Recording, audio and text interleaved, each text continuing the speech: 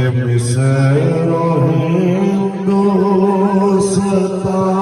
کے مسلم بنا ملت مٹا رہے ہیں یہ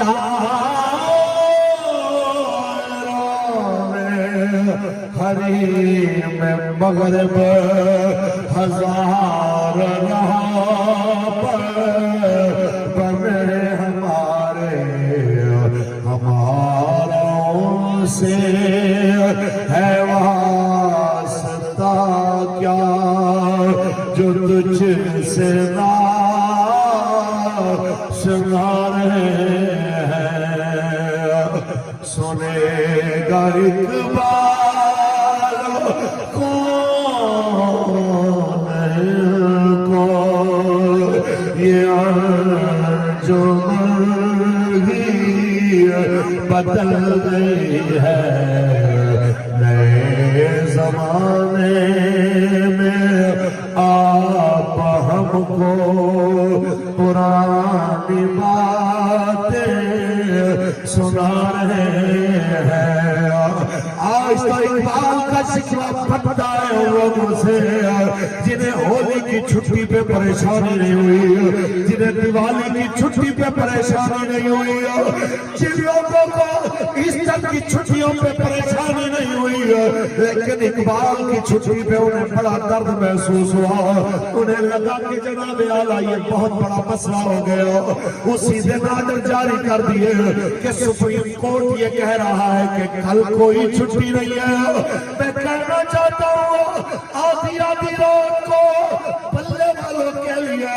شیری مداری کے لیے نون والوں کے لیے اور دنیا داروں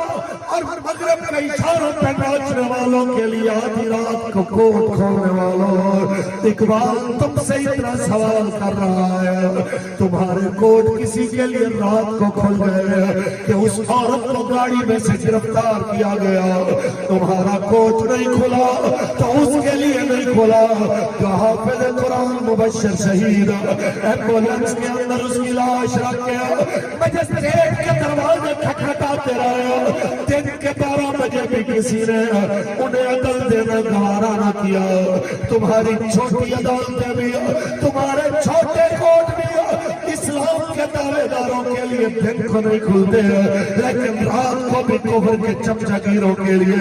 تمہارے دروازے کھل جاتے ہیں وجہ صرف یہ ہے کہ آج ان کرسیوں کے اوپر قاضی ابو یوسف جیسے لوگ نہیں بیٹھے آج ان کرسیوں کے اوپر امام محمد جیسے لوگ نہیں بیٹھے آج ان کرسیوں کے اوپر وہ اکابر سلاطین اسلام کیا صوابدین پہ اسلام کے مطابق فیصلہ کرنے والے لوگ نہیں بیٹھے اس لیے اقبال کہہ رہا ہے سنے گا اقبال کون کو یہ انجمن ہی بدل گئی ہے